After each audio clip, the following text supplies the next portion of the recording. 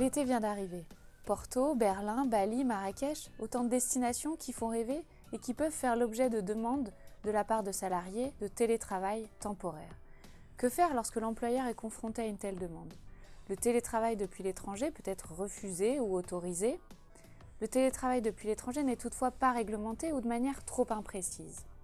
Avant d'accepter, un certain nombre de précautions ou vérifications doivent dès lors être menées. Le télétravail est-il régi en interne? L'entreprise dispose-t-elle d'un accord d'entreprise, d'une charte? Quel est le pays concerné? Un visa, un permis de travail est-il nécessaire? Les modalités d'exécution du contrat de travail ont-elles été envisagées, discutées avec le salarié?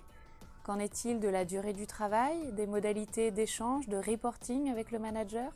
Quid du décalage horaire? Un dernier point essentiel et trop souvent négligé: le maintien ou non de la couverture de sécurité sociale française. Le salarié bénéficiera-t-il d'une couverture maladie, accident du travail, prévoyance lors de son séjour à l'étranger?